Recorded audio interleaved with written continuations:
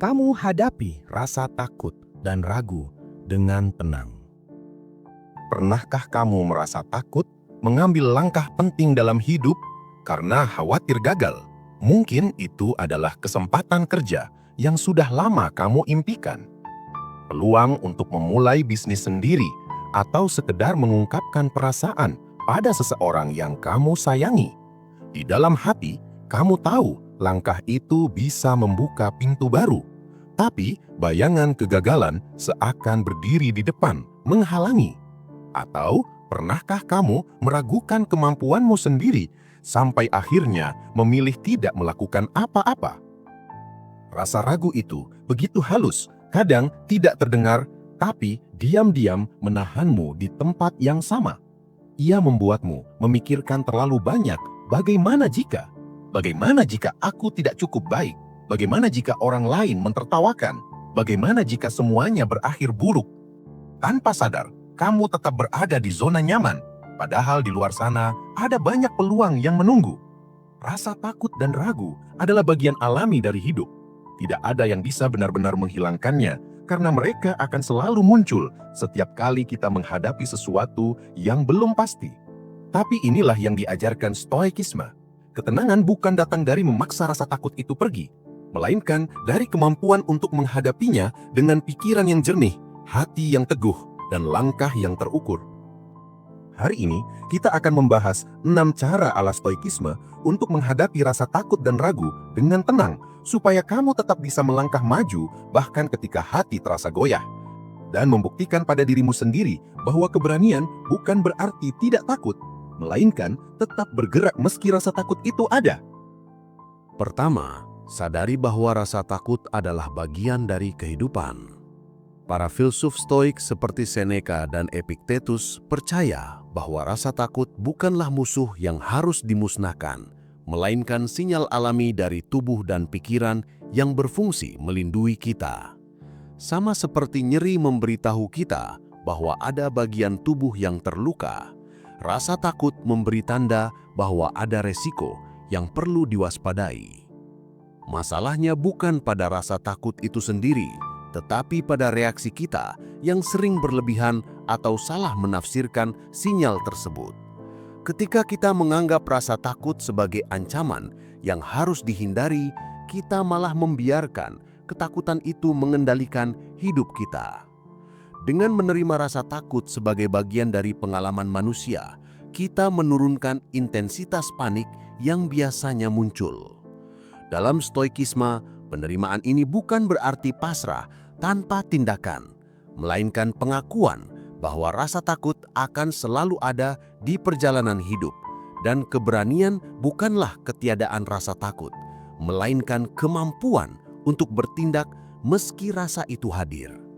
Menerima berarti kita tidak lagi berusaha melawan emosi itu secara membabi buta, melainkan belajar berjalan bersamanya tanpa kehilangan kendali. Bayangkan, saat hendak berbicara di depan banyak orang, jantung berdegup kencang, telapak tangan mulai berkeringat, pikiran terasa kabur. Alih-alih memaksa mengusir rasa takut itu, kamu bisa berkata pada diri sendiri, "Tubuhku sedang bersiap. Ini adalah respon normal. Rasa ini akan membantuku tetap fokus." Dengan begitu, kamu mengubah ketegangan menjadi energi yang bisa diarahkan ke penampilan yang lebih baik. Atau ketika menghadapi wawancara kerja, rasa takut gagal dan pikiran negatif mulai muncul. Bagaimana kalau aku menjawab salah? Atau bagaimana kalau mereka tidak menyukaiku? Di momen seperti itu, kamu bisa mengingatkan dirimu bahwa satu wawancara hanyalah bagian dari perjalanan panjang, bukan penentu mutlak masa depan. Dengan sudut pandang ini, rasa takut tidak lagi melumpuhkan, tetapi menjadi dorongan untuk mempersiapkan diri sebaik mungkin tanpa terbebani tekanan yang berlebihan. Kedua, fokus pada hal yang bisa kamu kendalikan. Salah satu ajaran inti Stoikisme berasal dari konsep dikotomi kendali, yaitu membedakan antara hal-hal yang bisa kamu kendalikan dan hal-hal yang tidak bisa. Menurut filsuf seperti Epictetus, Sebagian besar penderitaan emosional kita berasal dari upaya mengendalikan sesuatu yang sebenarnya di luar jangkauan kita. Rasa takut dan ragu seringkali muncul karena pikiran kita terlalu sibuk memikirkan kemungkinan terburuk, padahal hasil akhir tidak pernah sepenuhnya ada di tangan kita. Ketika kita memusatkan perhatian pada hal-hal yang bisa kamu kendalikan, kita mengalihkan energi dari kekhawatiran yang melelahkan menjadi tindakan yang memberi hasil nyata. Prinsip ini bukan sekedar menenangkan pikiran, tapi juga memberi arah yang jelas, karena yang bisa kamu kendalikan adalah pilihan, sikap, dan tindakanmu, bukan penilaian orang lain, cuaca besok, atau situasi politik yang berubah. Bayangkan, saat kamu takut gagal ujian, pikiranmu mungkin dipenuhi bayangan nilai jelek, rasa malu di depan teman-teman, atau bahkan kekecewaan keluarga. Semua itu hanya proyeksi masa depan yang belum tentu terjadi. Daripada larut dalam skenario buruk yang belum tentu nyata, kamu memilih memusatkan energi pada proses belajar. Kamu membuat jadwal yang konsisten, mengulang materi dengan metode yang efektif, dan menguji dirimu dengan soal latihan. Dengan begitu, rasa takut berubah menjadi motivasi untuk mempersiapkan diri lebih baik. Atau saat kamu ragu untuk memulai bisnis karena kondisi pasar terasa tidak menentu, kekhawatiran tentang resesi atau tren konsumen mungkin membuatmu ingin menunda terus. Tapi alih-alih terpaku pada ketidakpastian yang tak bisa kamu atur, kamu memilih fokus pada hal yang sepenuhnya ada dalam kendalimu. Menyusun rencana bisnis yang matang, mengelola modal dengan bijak, mencari pemasok terpercaya, dan membangun strategi marketing yang realistis. Dengan cara ini, kamu bergerak maju meski badai di luar belum tentu reda, karena fondasi yang kamu bangun tetap kokoh. Pada akhirnya, fokus pada hal yang bisa kamu kendalikan adalah seperti memegang kemudi perahu di tengah lautan. Kamu mungkin tidak bisa mengatur arah angin atau ombak, tapi kamu selalu bisa menentukan kemana layar akan dibentangkan. Yang ketiga, gunakan rasionalitas untuk menantang pikiran negatif. Rasa takut dan ragu seringkali tidak datang dari kenyataan objektif, melainkan dari cerita yang kita ciptakan di kepala. Pikiran manusia punya kecenderungan alami untuk membesar-besarkan bahaya dan menganggap kemungkinan terburuk sebagai sesuatu yang pasti terjadi. Para filsuf Stoik seperti Marcus Aurelius mengajarkan bahwa kita perlu memeriksa pikiran kita sendiri dengan kacamata logika, seperti seorang hakim yang menilai bukti sebelum memutuskan vonis. Teknik ini sederhana, tapi kuat. Setiap kali rasa takut muncul, tanyakan pada diri sendiri, apakah ini fakta atau hanya asumsi? Dengan memisahkan kenyataan dari imajinasi, kita meruntuhkan sebagian besar kekuatan rasa takut itu. Dalam banyak kasus, kita akan menyadari bahwa ancaman yang dibayangkan sebenarnya tidak sebesar yang kita kira, atau bahkan tidak nyata sama sekali. Bayangkan ketika kamu merasa takut menghadapi atasan karena yakin ia akan marah besar atas laporan yang kamu buat. Tubuhmu tegang, pikiranmu dipenuhi skenario buruk seperti teguran keras atau bahkan pemotongan bonus. Tapi sebelum bertemu, kamu meninjau kembali situasi dengan kepala dingin. Ternyata, laporanmu memiliki data pendukung yang kuat, argumen yang masuk akal, dan kesalahan yang kamu khawatirkan sebenarnya kecil sekali. Dengan logika, kamu menyadari bahwa kemungkinan atasan akan mengapresiasi usahamu jauh lebih besar dibanding skenario marah besar yang kamu bayangkan. Atau saat kamu ingin mencoba hobi baru seperti melukis, menulis, atau bermain musik, rasa ragu muncul karena takut orang akan menertawakan hasil karyamu. Otakmu membayangkan tatapan meremehkan dan komentar negatif. Tapi ketika kamu menantang pikiran itu dengan pertanyaan sederhana, apakah orang lain benar-benar akan peduli atau ini hanya kekhawatiranku saja? Kamu mulai sadar bahwa kebanyakan orang terlalu sibuk memikirkan hidup mereka sendiri untuk mengkritik keras hobimu. Bahkan, ada kemungkinan mereka akan mendukung atau mengagumi keberanianmu untuk mencoba. Dengan kebiasaan memeriksa pikiran secara rasional, kamu seperti membersihkan jendela yang berdebu. Pandanganmu menjadi lebih jernih, dan dunia tidak lagi terlihat seseram yang dibayangkan. Stoikisme mengajarkan bahwa pikiran negatif hanya berkuasa jika kita menerimanya tanpa pertanyaan. Sekali kita menantangnya dengan logika, sebagian besar akan runtuh dengan sendirinya. Yang keempat, lihat rasa takut sebagai peluang untuk tumbuh. Marcus Aurelius pernah menulis bahwa hambatan bagi tindakan justru memajukan tindakan. Apa yang menghalangi jalan menjadi jalan itu sendiri. Bagi para penganut stoikisme, ini berarti rasa takut bukanlah sinyal untuk mundur, melainkan pintu menuju perkembangan diri. Setiap rasa takut adalah undangan untuk berlatih keberanian, memperkuat mental, dan memperluas batas kemampuan kita. Ketika kita menghindari rasa takut, kita memang merasa aman untuk sementara, tetapi zona nyaman itu justru menjadi penjara tak terlihat. Sebaliknya, setiap kali kita melangkah masuk ke wilayah yang membuat kita cemas, kita membuktikan pada diri sendiri bahwa kita mampu lebih dari yang kita kira. Perlahan, rasa percaya diri tumbuh bukan dari keberhasilan semata, tetapi dari keberanian untuk mencoba meskipun takut. Bayangkan kamu takut berbicara di depan umum. Setiap kali ada kesempatan presentasi di kantor atau komunitas, naluri awalmu adalah mencari alasan untuk menolak. Tapi kali ini, kamu memutuskan untuk menghadapinya. Kamu menyiapkan materi dengan matang, berlatih di depan cermin, dan mencoba teknik pernapasan untuk menenangkan diri. Saat akhirnya berdiri di depan audiens, jantung memang berdegup kencang, tapi kamu menyelesaikannya dengan baik. Mungkin tidak sempurna, tapi kamu pulang dengan rasa bangga. Bukan karena semua berjalan mulus, tapi karena kamu berhasil melewati tembok ketakutan yang selama ini menghalangi. Atau ketika di tempat kerja kamu mendapat tawaran peran baru yang menuntut keterampilan yang belum sepenuhnya kamu kuasai. Rasa ragu langsung muncul. Bagaimana kalau aku gagal? Bagaimana kalau orang lain melihatku tidak kompeten? Alih-alih mundur, kamu memilih untuk melihatnya sebagai peluang emas untuk belajar.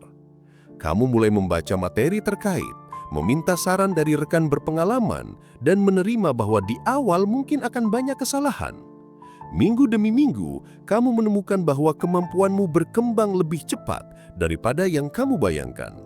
Dan semua itu berawal dari keberanian untuk menerima tantangan yang awalnya menakutkan. Dalam pandangan Stoik, rasa takut adalah alat pelatihan mental. Sama seperti otot yang tumbuh ketika diberi beban, pikiran dan hati kita pun menguat saat kita berani menghadapi rasa takut. Hambatan tidak lagi dilihat sebagai musuh, tetapi sebagai bagian dari jalan menuju versi berterbaik diri kita. Yang kelima, ambil langkah kecil tapi konsisten. Salah satu kesalahan yang sering kita lakukan ketika mencoba mengatasi rasa takut adalah memaksakan diri untuk melompat langsung ke ujung tantangan. Padahal, stoikisme mengajarkan bahwa perubahan besar seringkali dibangun dari langkah kecil yang dilakukan secara konsisten. Dengan memecah tantangan menjadi bagian-bagian yang lebih sederhana, kita memberi ruang bagi diri sendiri untuk beradaptasi, belajar, dan menguatkan mental tanpa merasa kewalahan. Langkah kecil memiliki kekuatan yang sering diremehkan.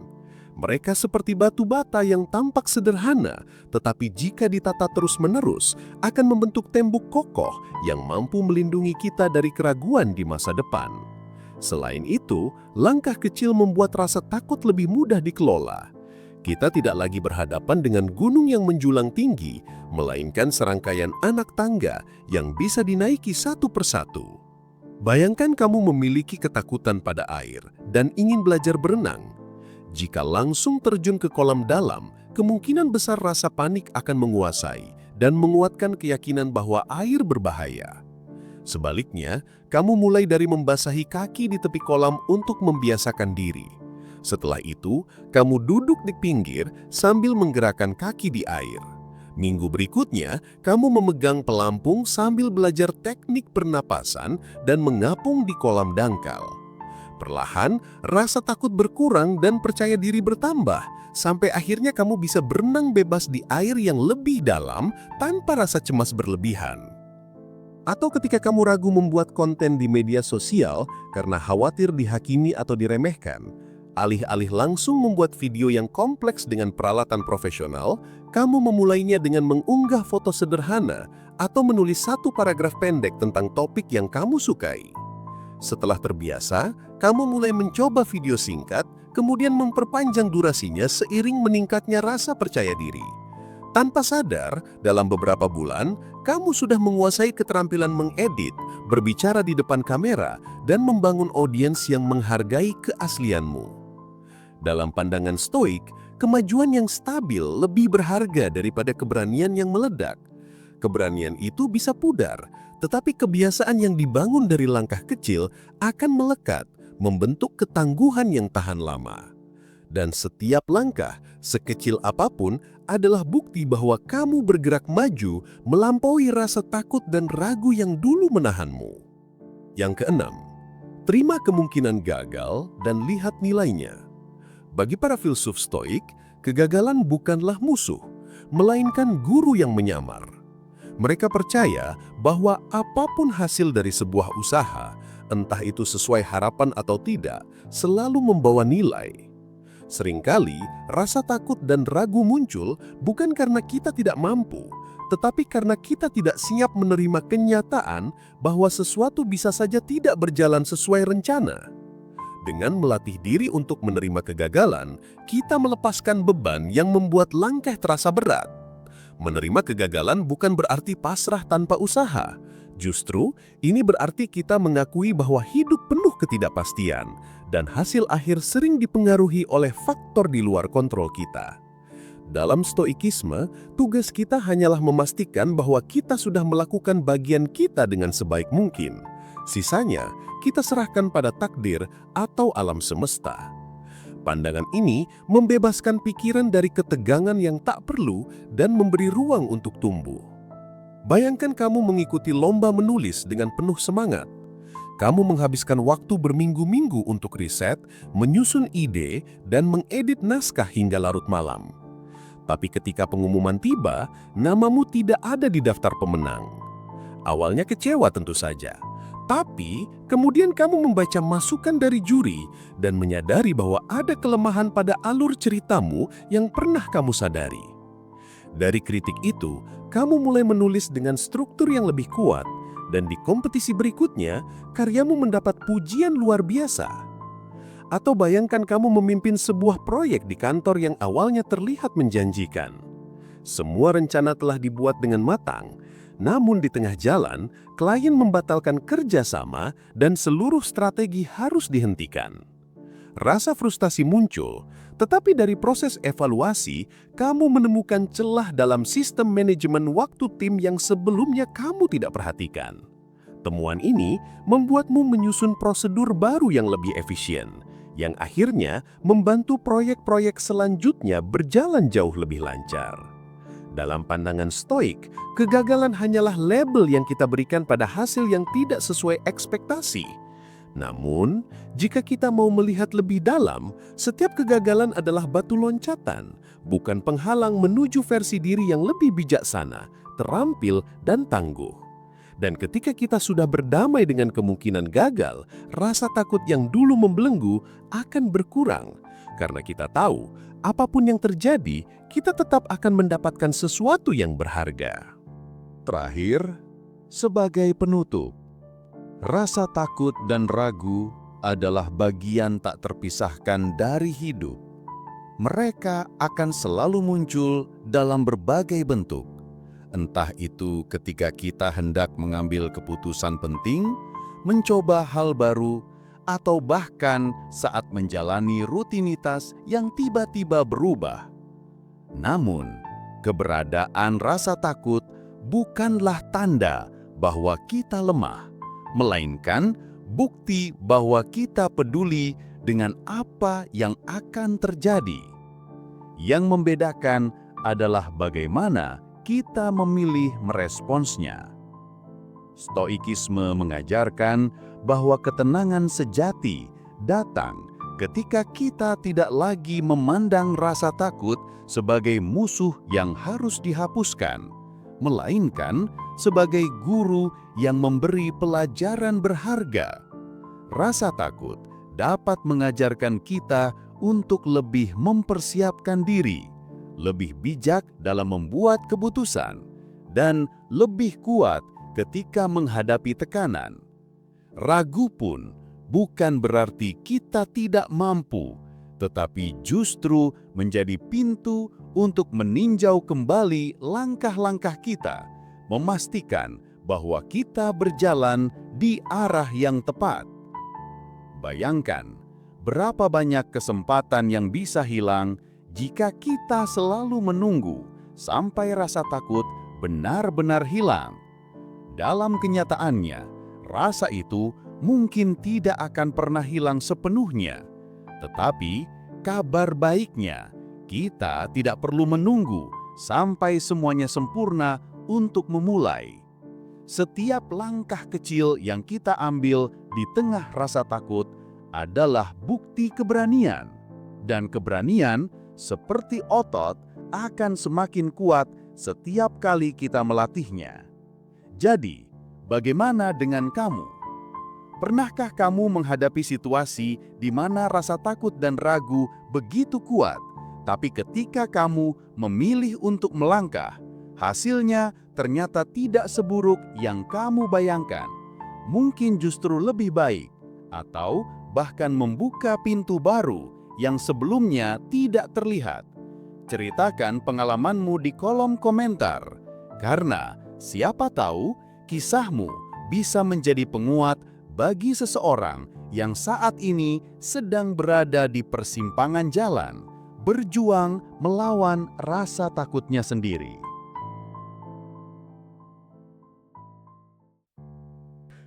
Kamu bisa jadi pribadi yang lebih baik setiap hari.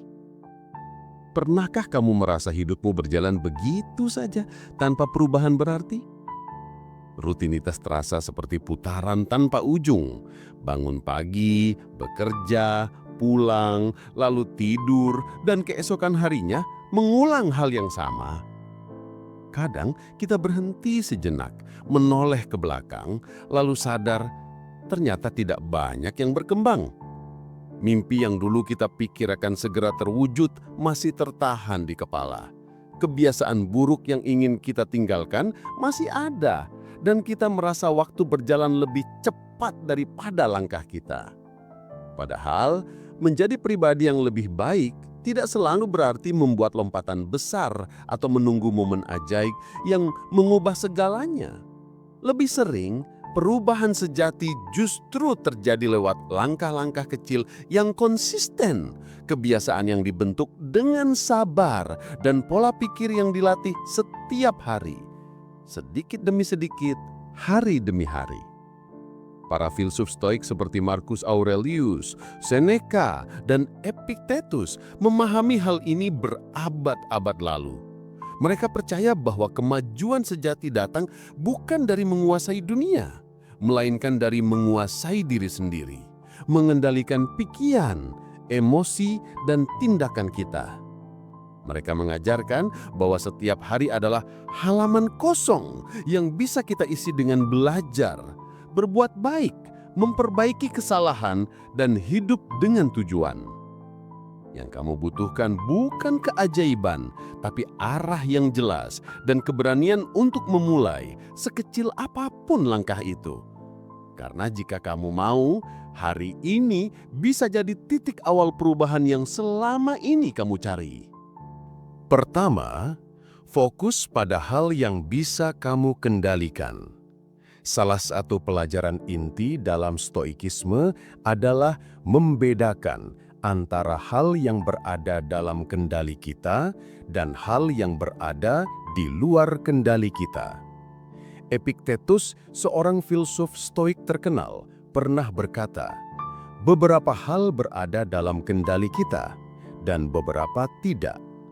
Meski terdengar sederhana, memahami garis pembatas ini bisa menjadi salah satu keterampilan mental paling kuat yang pernah kamu miliki.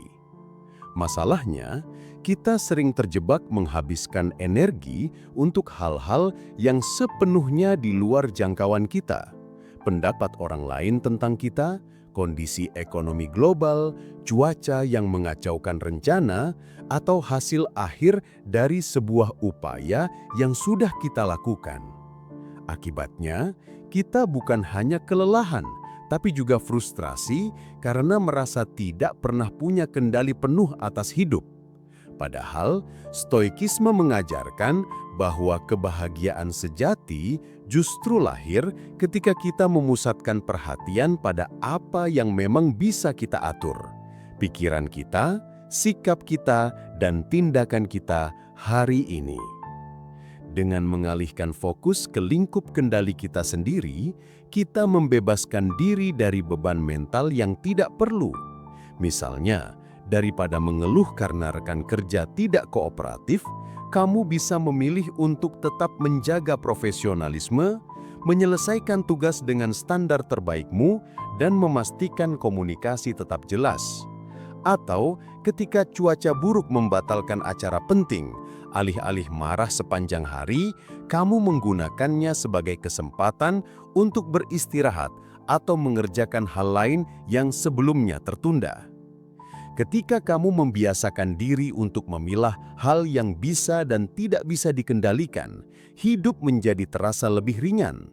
Energi yang biasanya terbuang untuk rasa kesal atau cemas bisa kamu gunakan untuk hal-hal yang benar-benar membawa perubahan positif. Seperti yang diyakini para Stoik, mengendalikan diri sendiri jauh lebih berharga daripada mencoba mengendalikan dunia. Kedua, jadikan hambatan sebagai latihan karakter. Marcus Aurelius pernah menulis, "Apa yang menghalangi jalan menjadi jalan itu sendiri." Kalimat ini bukan hanya puitis, tapi juga menjadi salah satu fondasi pemikiran Stoikisme. Dalam pandangan Stoik, hambatan bukanlah tanda untuk berhenti, melainkan undangan untuk berkembang. Setiap kesulitan membawa potensi tersembunyi untuk membentuk diri kita menjadi pribadi yang lebih kuat, sabar, dan bijak. Masalahnya, sebagian besar orang cenderung melihat rintangan sebagai bencana atau kemunduran. Padahal, justru disitulah kesempatan untuk melatih keteguhan hati. Sama seperti otot yang menjadi lebih kuat ketika dilatih dengan beban berat, karakter kita juga terbentuk melalui tekanan hidup. Jika kita mulai memandang hambatan sebagai pelatih pribadi, maka rasa frustrasi bisa berubah menjadi rasa penasaran. Apa yang bisa aku pelajari dari ini? Misalnya, saat proyek yang sudah kamu kerjakan berbulan-bulan tiba-tiba dibatalkan oleh klien, reaksi spontan mungkin adalah marah atau kecewa. Tapi, dengan pola pikir Stoik, kamu bisa memilih untuk membedah penyebabnya, memahami apa yang bisa diperbaiki, dan menggunakannya sebagai modal agar proyek berikutnya lebih kuat. Atau, ketika target penjualan tidak tercapai meski sudah bekerja keras, alih-alih menyalahkan kondisi pasar, kamu bisa melihatnya sebagai momen untuk mengasah kreativitas strategi dan memperluas jaringan. Hambatan adalah bagian alami dari perjalanan hidup. Kita tidak selalu bisa memilih jalannya, tapi kita selalu bisa memilih cara berjalan. Dan disitulah letak latihan karakter yang sesungguhnya, bukan saat segalanya lancar, tapi ketika jalan terjal memaksa kita untuk menjadi lebih tangguh. Ketiga, perbaiki diri bukan untuk mengalahkan orang lain. Dalam pandangan Stoikisme, kompetisi yang paling sehat adalah dengan diri kita sendiri, bukan dengan orang lain. Seneca pernah menulis, "Dia yang terus memperbaiki dirinya setiap hari telah mencapai banyak hal." Kutipan ini menekankan bahwa ukuran keberhasilan sejati terletak pada perkembangan pribadi, bukan pada seberapa jauh kita meninggalkan orang lain di belakang. Masalahnya, kita hidup di era di mana membandingkan diri dengan orang lain terasa hampir otomatis. Media sosial, berita kesuksesan, dan pencapaian teman sering membuat kita merasa tertinggal. Namun, para filsuf Stoik mengingatkan bahwa setiap orang berjalan di jalannya masing-masing dengan ritme dan tantangan yang berbeda. Membandingkan perjalanan kita dengan orang lain hanya akan menguras energi dan menambah rasa cemas. Ketika fokus bergeser dari mengalahkan orang lain ke perbaiki diri, kita menemukan ruang untuk tumbuh tanpa tekanan yang tidak perlu. Kita bisa lebih jujur menilai kekuatan dan kelemahan sendiri, lalu membuat langkah-langkah kecil untuk berkembang. Misalnya, kamu tidak lagi iri pada teman yang karirnya melesat, karena kamu tahu bahwa perjalananmu unik. Kamu memilih untuk mengasah keterampilan yang relevan dengan tujuanmu sendiri, mengukur kemajuan dari apa yang telah kamu pelajari dan capai dibanding kemarin. Contoh lain, jika dulu kamu terobsesi menjadi lebih baik dari rekan kerja, kini kamu lebih fokus mempelajari teknik baru, meningkatkan produktivitas, atau memperbaiki hubungan profesional. Perubahan fokus ini tidak hanya membuatmu lebih tenang, tapi juga lebih konsisten, karena motivasi datang dari dalam, bukan dari tekanan luar. Dengan demikian, perbaikan diri yang sejati bukanlah soal siapa yang menang, tetapi siapa yang terus berkembang. Itulah kemenangan yang tidak bisa diambil oleh siapapun. Yang kelima, renungkan hidup setiap hari. Marcus Aurelius, salah satu tokoh Stoik yang paling terkenal, memiliki kebiasaan yang sederhana namun sangat kuat. Ia menulis catatan pribadi setiap malam untuk mengevaluasi pikirannya, tindakannya, dan sikapnya sepanjang hari. Catatan itu tidak ditulis untuk orang lain, melainkan untuk dirinya sendiri, sebagai cermin batin yang membantunya melihat dengan jujur siapa dirinya dan kemana ia sedang menuju. Stoikisme mengajarkan bahwa refleksi harian adalah kunci untuk menjaga arah hidup. Dengan meluangkan waktu merenung, kita bisa menyadari kesalahan sebelum menjadi kebiasaan, mengapresiasi keberhasilan sekecil apapun, dan merencanakan perbaikan dengan lebih sadar. Kebiasaan ini bukan sekedar mengenang kejadian hari itu, tetapi menelaahnya dengan tujuan membentuk karakter yang lebih kuat dan bijak. Proses ini juga membantu kita mengakui kekurangan tanpa menghakimi diri secara berlebihan. Seorang Stoik tidak membiarkan rasa bersalah menguasai pikiran, tapi menjadikannya motivasi untuk bertindak lebih baik keesokan hari. Seperti yang diajarkan oleh Seneca, seseorang yang setiap hari mengadili dirinya sendiri tidak akan melakukan banyak kesalahan. Contohnya, sebelum tidur, kamu bisa bertanya pada dirimu, apa yang sudah kulakukan dengan baik hari ini?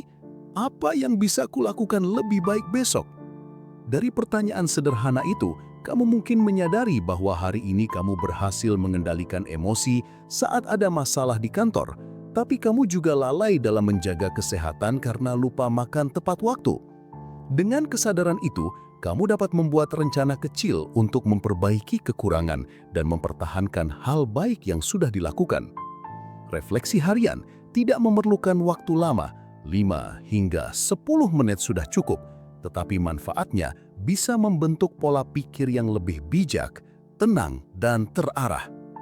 Dalam jangka panjang, kebiasaan ini membuat kita bukan hanya menjalani hidup, tapi benar-benar memahami dan mengarahkan hidup kita dengan sadar. Yang terakhir, menjadi pribadi yang lebih baik setiap hari bukanlah perjalanan singkat, melainkan proses seumur hidup.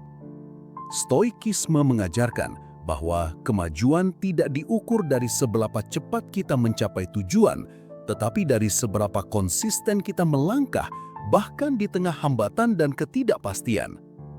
Setiap hari adalah kesempatan baru untuk memperbaiki pikiran, memperkuat karakter, dan bertindak selaras dengan nilai-nilai yang kita yakini.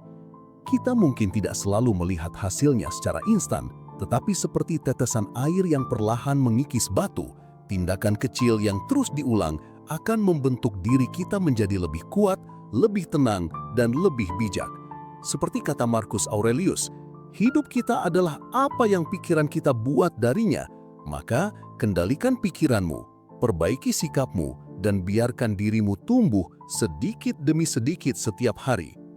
Perjalanan ini tidak menuntut kesempurnaan, hanya keberanian untuk mulai dan keteguhan untuk terus melangkah. Pada akhirnya, kamu akan menyadari bahwa menjadi pribadi yang lebih baik bukan soal mengubah dunia di luar, tapi mengubah dunia di dalam dirimu terlebih dahulu.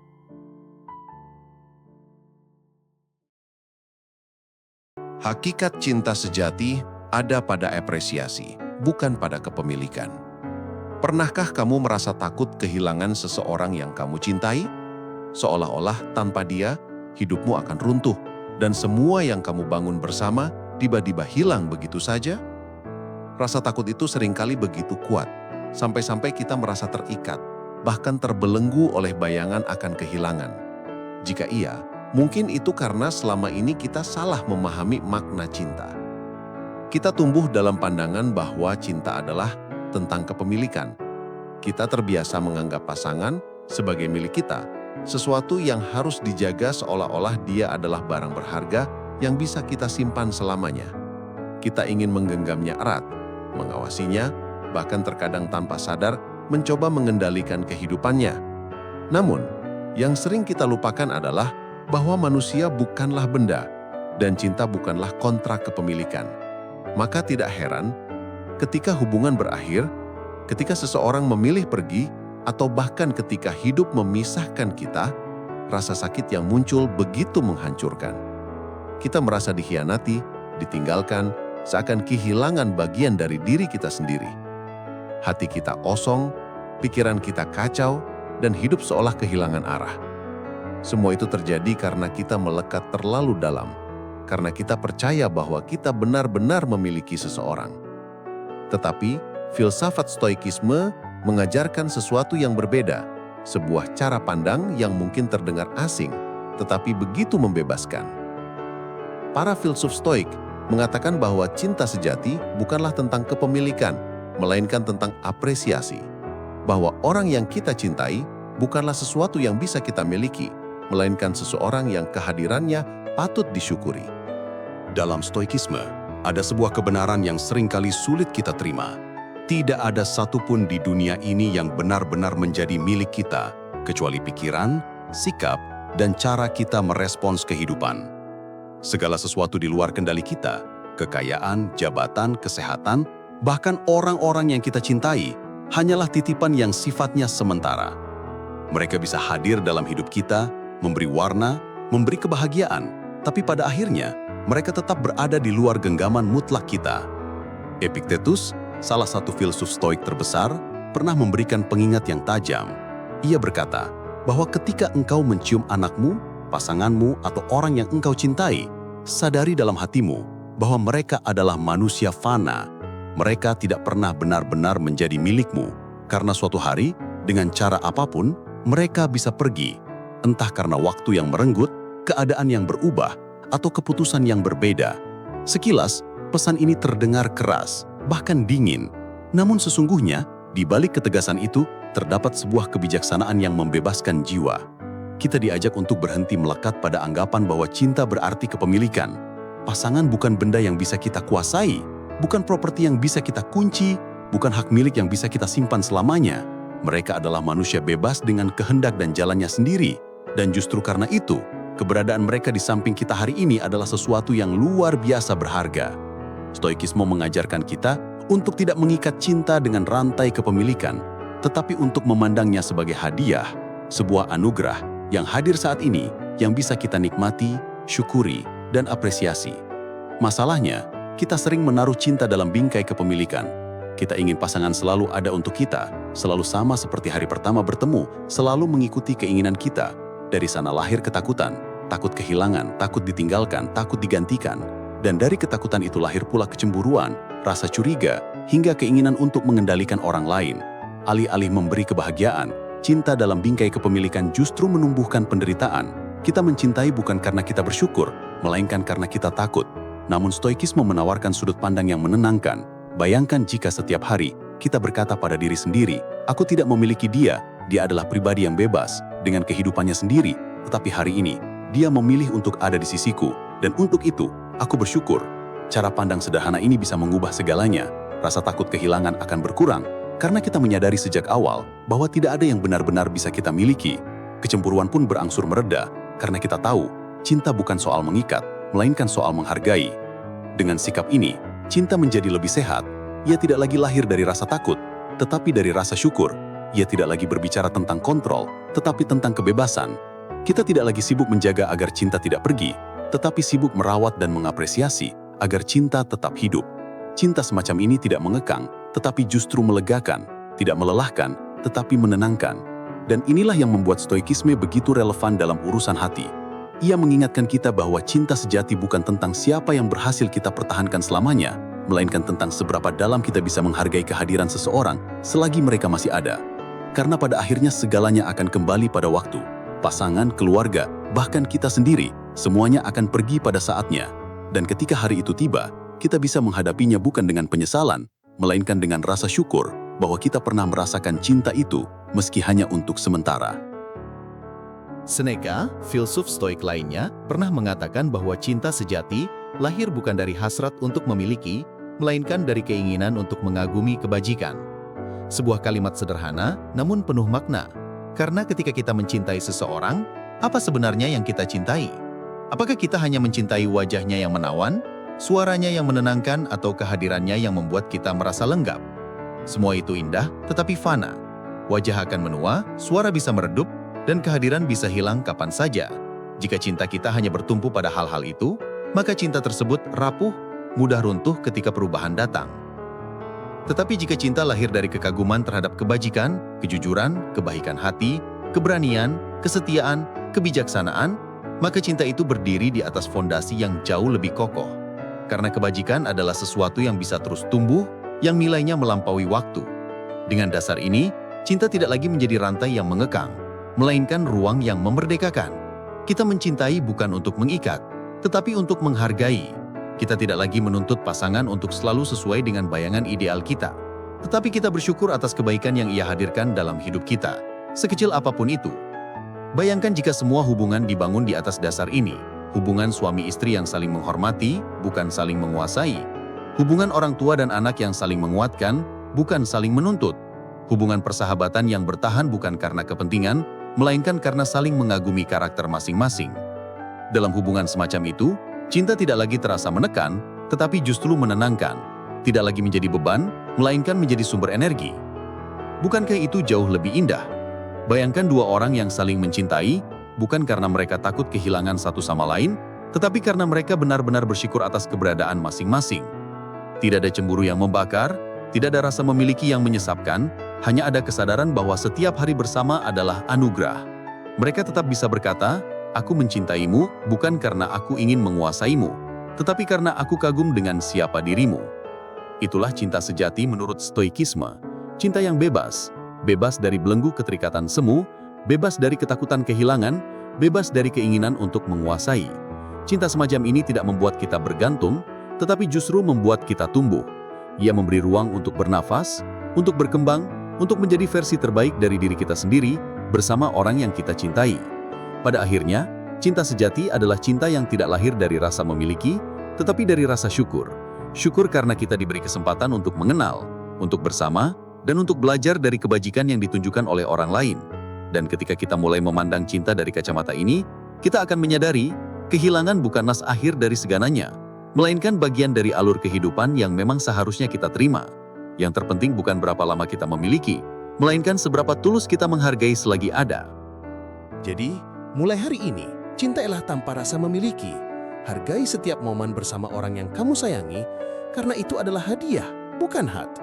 Ingatlah, tidak ada yang benar-benar menjadi milik kita di dunia ini selain pikiran dan sikap kita sendiri. Orang-orang yang hadir dalam hidupmu, pasangan, keluarga, atau sahabat, adalah anugerah yang suatu saat bisa pergi. Karena itu, jangan sia-siakan waktu dengan rasa takut, cemburu, atau keinginan untuk menguasai. Sebaliknya, isi setiap hari dengan apresiasi yang tulus, dengan rasa syukur yang dalam, karena cinta sejati adalah tentang menghargai, bukan memiliki. Jika pandangan stoik ini memberi sudut pandang baru untuk hidupmu, Jadikan ini sebagai pengingat untuk terus belajar mencintai dengan cara yang lebih sehat dan membebaskan. Jangan lupa untuk like video ini agar semakin banyak orang yang bisa menemukan makna cinta yang sejati. Bagikan kepada teman, pasangan, atau orang terdekatmu. Siapa tahu mereka juga membutuhkan perspektif ini. Dan tentu saja, subscribe channel ini agar kamu tidak ketinggalan pembahasan lainnya tentang kebijaksanaan hidup, filsafat, dan cara menemukan ketenangan di tengah dunia yang penuh gejolak. Karena pada akhirnya, hidup ini terlalu singkat untuk dihabiskan dengan rasa takut kehilangan. Lebih baik kita mengisinya dengan rasa syukur dan apresiasi. Ingatlah selalu, cinta bukanlah soal kepemilikan, melainkan soal menghargai keberadaan seseorang dalam hidupmu selagi ia masih ada.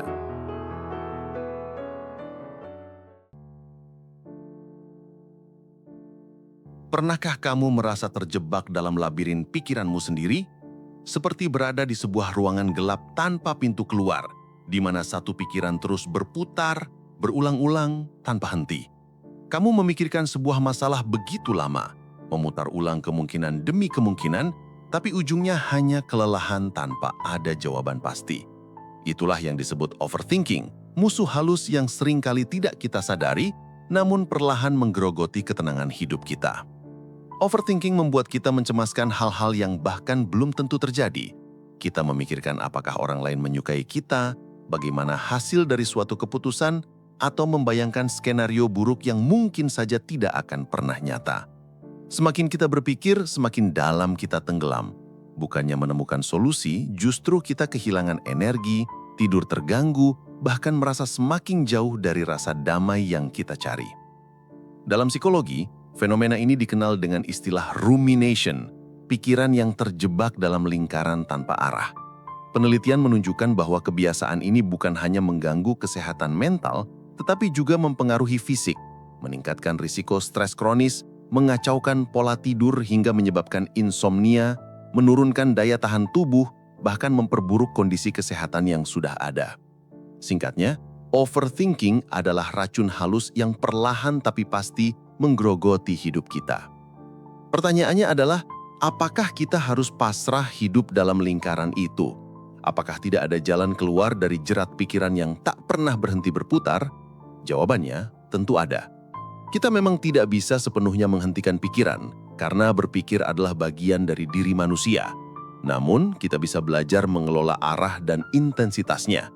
Alih-alih membiarkan pikiran mengendalikan kita yang perlu belajar mengambil kendali. Dan kabar baiknya, ada cara yang bisa kita lakukan untuk itu. Ada langkah-langkah sederhana, namun ampuh untuk membantu kita keluar dari jebakan overthinking. Tidak harus dengan meditasi berjam-jam, tidak pula dengan menolak pikiran secara paksa. Caranya lebih halus, lebih manusiawi, dan bisa dipraktikkan dalam kehidupan sehari-hari. Mari kita bahas bersama 4 cara ampuh menghadapi overthinking, agar pikiranmu kembali tenang, hatimu lebih ringan, dan hidupmu bisa dijalani dengan penuh kesadaran. Karena pada akhirnya, hidup terlalu singkat untuk dihabiskan hanya dengan memikirkan hal-hal yang belum tentu terjadi. Fokus pada hal yang bisa kamu kendalikan. Salah satu penyebab utama overthinking adalah kita terlalu sering memberi perhatian berlebihan pada hal-hal yang sebenarnya tidak pernah bisa kita atur. Misalnya, apa pendapat orang lain tentang kita, bagaimana hasil akhir dari sebuah usaha, atau bahkan bagaimana masa depan yang masih penuh ketidakpastian. Semakin kita memaksakan diri untuk mengendalikan sesuatu yang di luar jangkauan, semakin berat beban yang kita pikul. Pada akhirnya, kita bukan hanya lelah secara mental, tetapi juga merasa tidak berdaya. Ilmu psikologi modern menjelaskan hal ini dengan konsep locus of control, yaitu kemampuan untuk membedakan mana yang berada dalam kendali kita dan mana yang tidak. Ketika kita menyadari perbedaan itu, hidup terasa lebih ringan. Kita tidak lagi membuang energi untuk hal-hal yang memang bukan tanggung jawab kita, tetapi mengarahkan energi itu pada hal-hal yang benar-benar bisa kita ubah. Coba bayangkan, kamu cemas karena takut gagal dalam sebuah pekerjaan. Jika kamu hanya memikirkan hasil akhirnya, apakah akan berhasil atau tidak, maka pikiranmu akan dipenuhi kecemasan yang tak ada ujungnya. Tetapi jika kamu menggeser fokusmu pada hal yang bisa kamu kendalikan, misalnya mempersiapkan diri lebih baik, belajar, berlatih, atau memperbaiki strategi, maka pikiranmu akan lebih tenang, karena yang kamu lakukan adalah sesuatu yang nyata, bukan sekedar kekhawatiran kosong. Latihan sederhana ini bisa kamu terapkan setiap kali rasa cemas muncul. Tanyakan pada dirimu sendiri, apakah aku bisa melakukan sesuatu untuk mengubah ini? Jika jawabannya ya, maka lakukan tindakan kecil sekecil apapun, karena langkah nyata jauh lebih berharga daripada pikiran yang berputar tanpa henti. Tetapi, jika jawabannya tidak, lepaskan, biarkan hal itu berjalan sesuai alurnya. Disinilah letak kebebasan mental, yaitu saat kita berani menerima bahwa tidak semua hal ada dalam genggaman kita, dan itu tidak apa-apa. Mulai hari ini, buatlah sebuah catatan kecil di ponsel atau buku diarimu. Bagi setiap kekhawatiranmu ke dalam 2 kolom, hal yang bisa kamu kendalikan dan hal yang tidak. Fokuskan energi hanya pada kolom pertama, dan izinkan kolom kedua berjalan tanpa kamu bebani pikiranmu. Jika kamu merasa tips ini bermanfaat, tekan tombol like dan bagikan pada temanmu yang juga sering terjebak dalam overthinking. Dan jangan lupa, subscribe channel ini agar kamu selalu mendapat pengingat untuk menjaga pikiran tetap tenang dan fokus pada hal-hal yang benar-benar berarti. 2. Latih kesadaran penuh, mindfulness. Salah satu alasan mengapa banyak orang terjebak dalam overthinking adalah karena pikiran kita jarang benar-benar berada di sini dan sekarang. Kita sering terperangkap dalam bayangan masa lalu yang sudah selesai atau kekhawatiran tentang masa depan yang bahkan belum terjadi. Akibatnya, kita kehilangan kesempatan untuk merasakan kehidupan yang nyata, momen yang sebenarnya sedang kita jalani. Mindfulness yang banyak diajarkan dalam tradisi Buddhisme dan kini banyak didukung oleh penelitian modern adalah seni untuk hadir sepenuhnya di saat ini. Hanya dengan menarik napas dan menyadari udara masuk ke dalam paru-paru, kita bisa kembali ke kenyataan yang sederhana namun begitu berharga. Neuroscience bahkan membuktikan bahwa praktik mindfulness mampu menurunkan aktivitas berlebihan di bagian otak yang sering membuat kita terjebak dalam overthinking.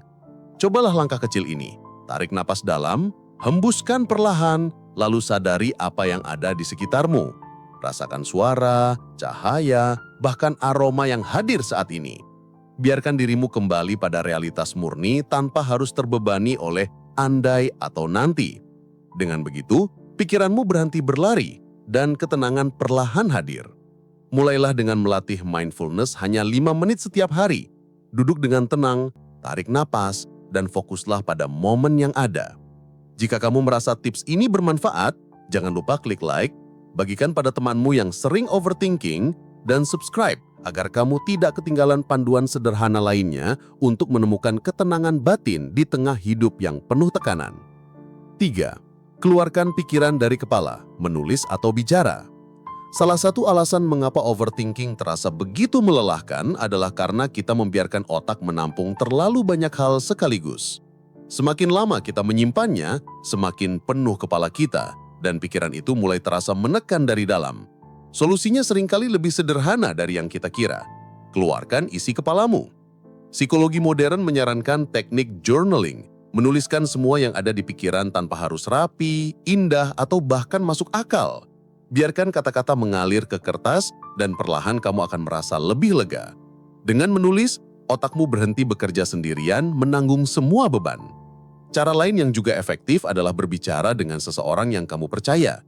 Kadang begitu kita mengucapkan kekhawatiran kita dengan kata-kata, kekuatannya melemah, bahkan terasa tidak seburuk yang kita bayangkan.